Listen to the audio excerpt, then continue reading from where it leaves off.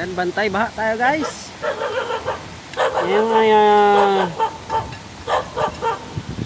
November 12, 2020.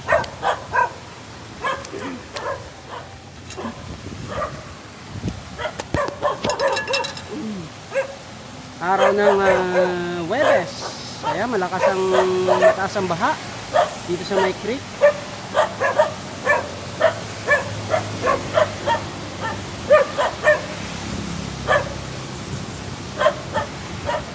Napakalakas guys, oh.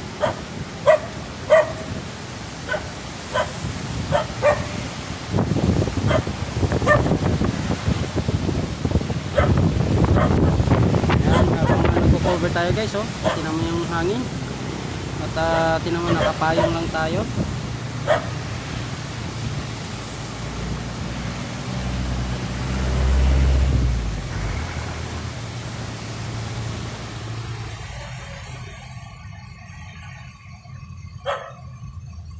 Mataas ang baha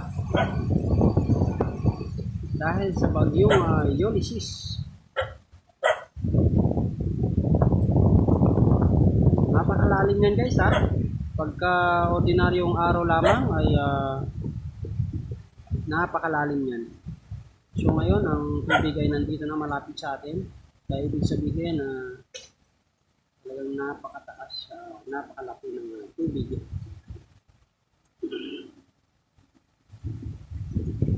So ito ay isa lamang sa mga update ng mga ilog sa buong Metro Manila, no? So ito pa lang ating coverage. Ayan guys, oh. So yung mga iba't ibang parte ng buong Metro Manila ay talagang matataas na o nagmistulang dagat. At sa iba't ibang mga kalye ng Kalakhang, Maynila ay talaga ng mga binaha at mga kabahayan. And lalong-lalo na kaya ang sa mga naninirahan na kung saan sila ay malapit ang kanilang mga kabahayan sa mga ilog, ano, tulad ng Marikina, Pateros, Pasig, ayan, Maynila, Tondo, ayan, talaga namang ang mga dinaranas nila baka pinasok na ang kanilang mga kabahayan. Hindi ito nakakaiwas ang mga bulubundukin dahil bumababa ang tubig mula nang gagaling sa mga matataas na parte ng mga kabundukan at bumababa sa mga kabahayan. So hindi rin sila, kahit nasa matataas sila na parte, nadadaanan pa rin sila ng mga tubig. Napakalakas niyan guys, napakalaki niyan, napakataas, sumalapit na sa atin ng mga tubig. Ayan, samantalang ito ay pagka regular days ay hindi ito ganito kalaki ang tubig. Napakataas na yun.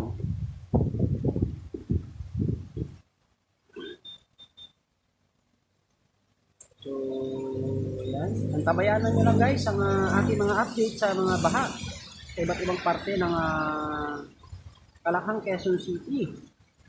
At maglilipat na naman tayo para maging updated kayo at sa mga sitwasyon sa iba't ibang lansangan.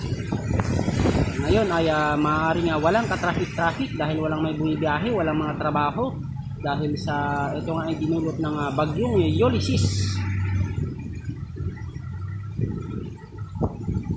Yan, palaki ng palaki ang tubig.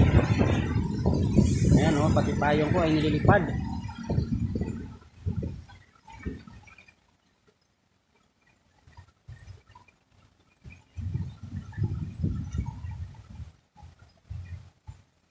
So mag-ingat kayong lahat guys. At sana ay kayo ay safe sa inyong mga kabahayan at meron kayong nakakain. Dahil ngayon ay mahal ang bilihin. Nung pumunta ako sa palengke ay mahal ang mga bilihin dahil wala nga mga delivery. Dahil siguro ay dahil sa tinitake advantage nila dahil nga ay wala nga mga talagang maraming bumibili sa mga palengke dahil nga ay dahil sa bagyo, maulan, walang delivery, walang panibagong delivery ng mga panibagong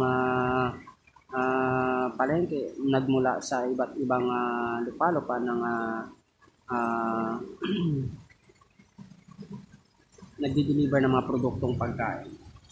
And keep safe everyone and God bless the Philippines. Abuhay ang mga frontliners.